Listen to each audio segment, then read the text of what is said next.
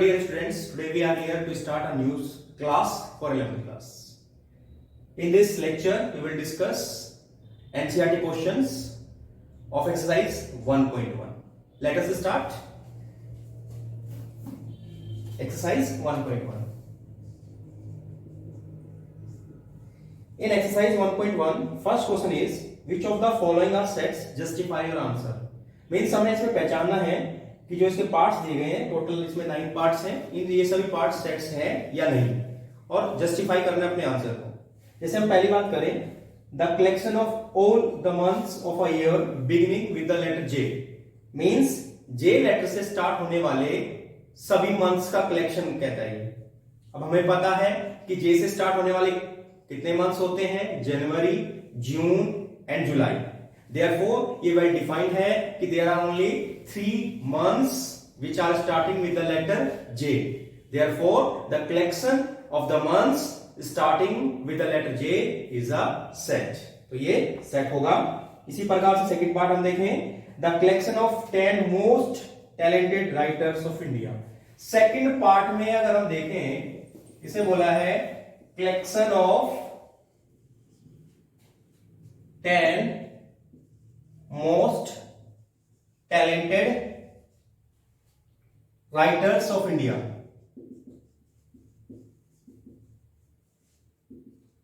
India के सबसे talented writers का कलेक्शन बोला है। अब ये जो वर्ड है टैलेंटेड, टैलेंट ये क्वालिटी है, टैलेंट एक क्वालिटी है। टैलेंट की कोई प्रॉपर डेफिनेशन नहीं है कि हम किस बिहाफ पे मेजर करेंगे कि कौन ज्यादा टैलेंटेड है, कौन कम टैलेंटेड है।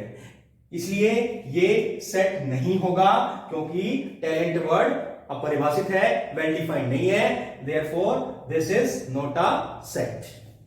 हम बात करते हैं थर्ड पार्ट की, a team of 11 best cricket batsman of the world. तो यहां पे थर्ड पार्ट में बोला है बेस्ट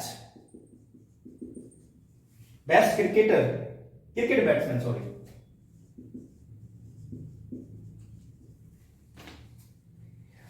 अगर हम यहां देखें बेस्ट, ये भी वर्ड इक्वालिटी को डिफाइन करता है बेस्ट।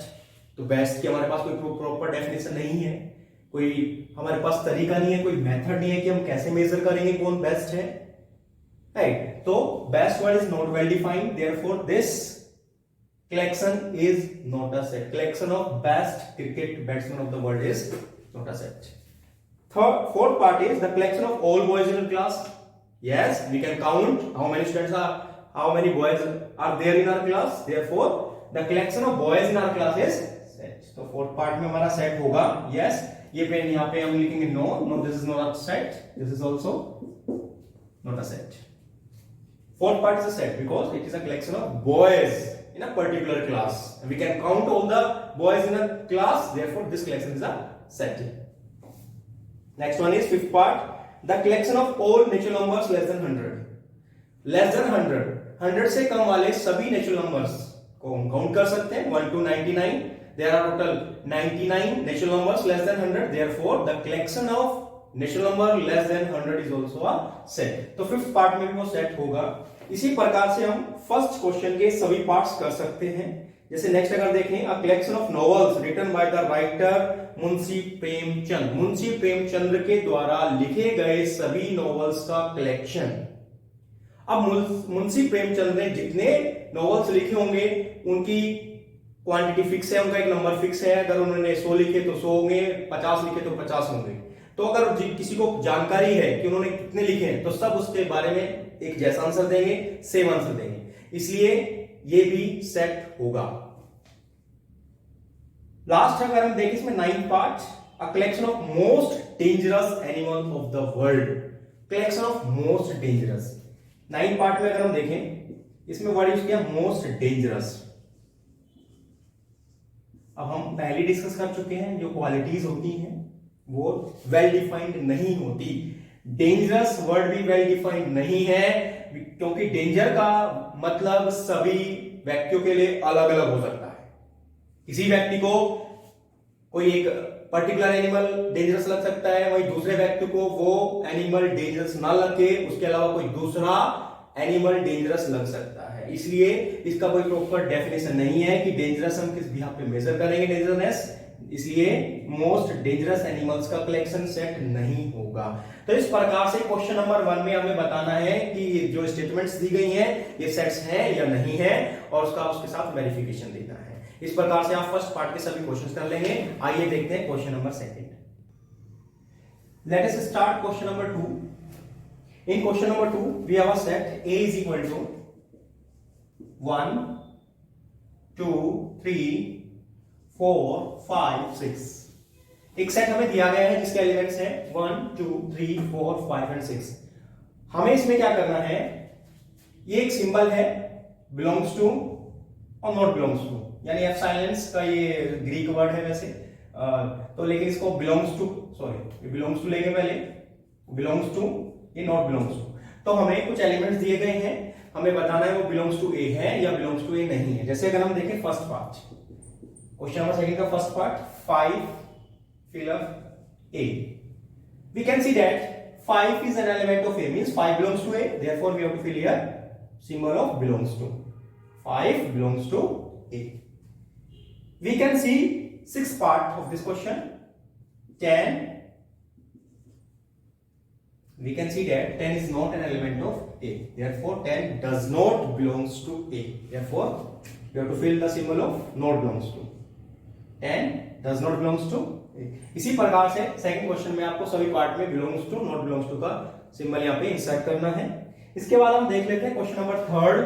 क्वेश्चन नंबर 3 में क्या है कि आपको कुछ सेट्स दिए गए हैं जो कि सेट बिल्डर फॉर्म में है, और आपको उन सेट्स को रोस्टर फॉर्म में कन्वर्ट करना है। देख लेते हैं। सबसे पहला अगर हम देखें फर्स्ट पार्ट इसका, हमें दिया गया है a is equal to x is such that x is an integer and x की वैल्यू है x is greater than -3 and less than 7। तो ये फर्स्ट पार्ट है, इसमें एक सेट a दिया गया है जिसमें कि बोला x क्या है, x एक इंटीजर है और x की वैल्यू -3 से बड़ी है और 7 से छोटी है।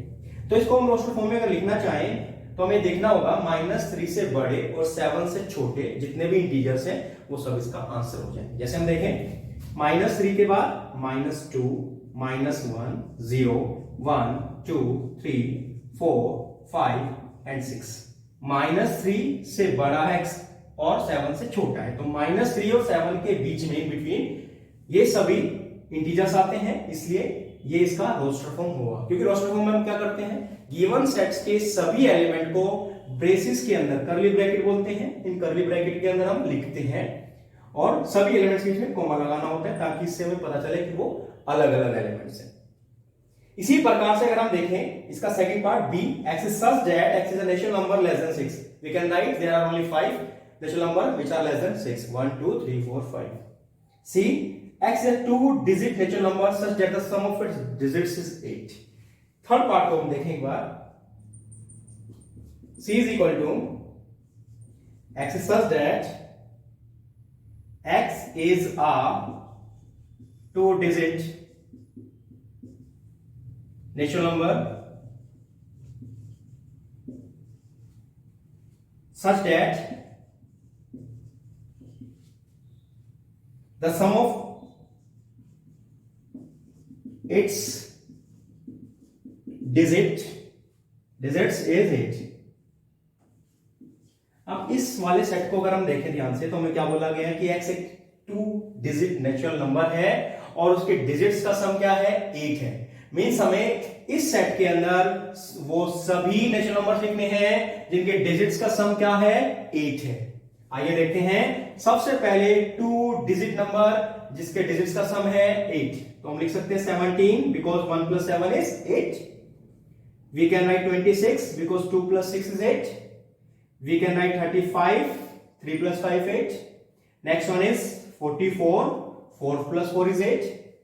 Then 53, 62, 71, and we can write also 80 because 8 plus 0 is 8।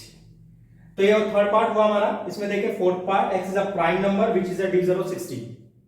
x एक प्राइम नंबर है जो कि 60 का डिवीजन है। तो ऐसे प्राइम नंबर जो 60 को डिवाइड कर सकते हैं या 60 के डिवीजर है कौन कौन से हो जाएंगे, जैसे अगर हम देखें इसका फोर्थ पार्ट डी, अगर हम देखें तो डी में सबसे पहले 60 के डिवीजर अगर हम देखना चाहें 2 हो जाएगा, 2 is a prime number which is divisor of 60, 3 is also a prime number and divisor of 60, then 5 divisor of 60 and a prime number, then we can write, okay, these are the only 3 prime numbers which are divisor of 60.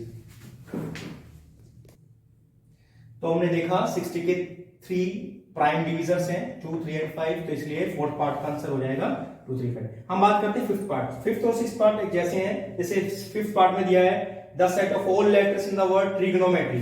तो यहाँ पे हमारे पास ई part में है trigonometry. तो trigonometry अगर हम देखें TRIGONOMETRY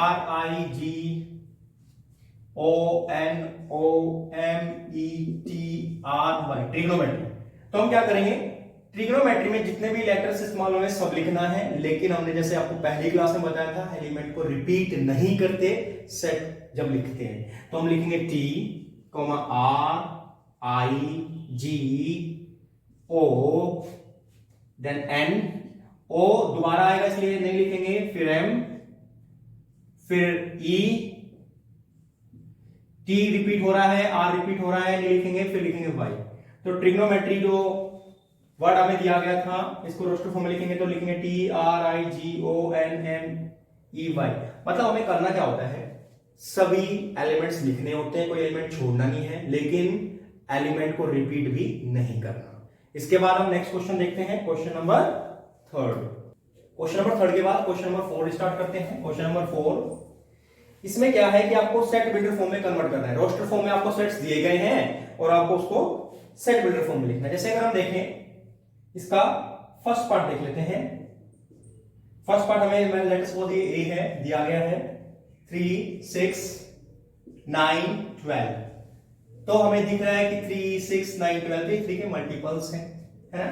तो इसको रोस्टर फॉर्म में कैसे लिखेंगे, सॉरी सेट बिल्डर फॉर्म में कैसे लिखेंगे, x is such that x is a multiple of 3. x क्या है, 3 का मल्टीपल है और x की वैल्यू क्या है 3 से लेकर के 12 तक. Means x is greater than equal to 3 and less than equal to 12. इसको लिखने का एक तरीका और हो सकता है, अगर हम देखें कि हम लिख सकते हैं x is equal to 3n.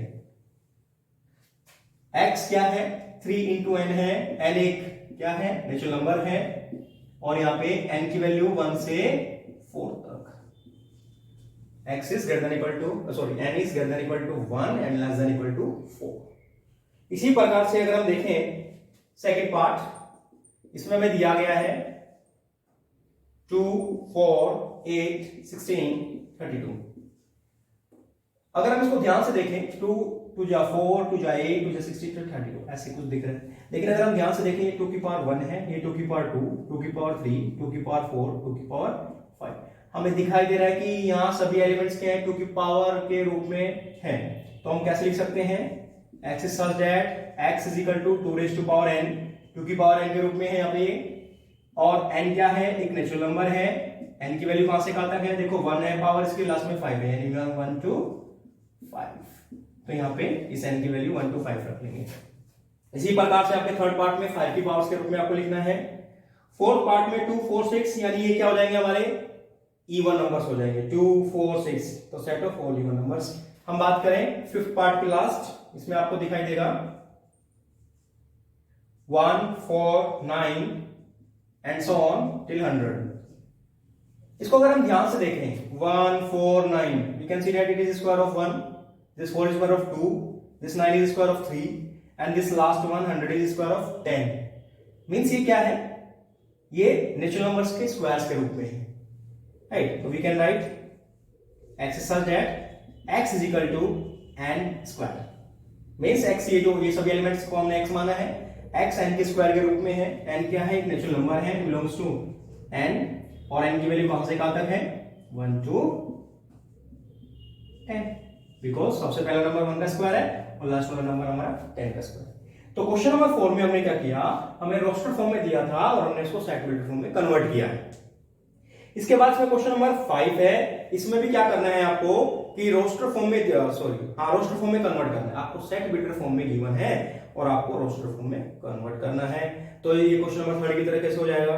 बात करें लास्ट क्वेश्चन की, फर्स्ट 1.1 के लास्ट क्वेश्चन की, 6th क्वेश्चन की। इसमें मैच द फॉलोइंग है, मींस हमें क्या करना है, एक तरफ रोस्टर फॉर्म में दिया गया है सेट और दूसरी तरफ हमें दिया गया है सेट बिल्डर फॉर्म में।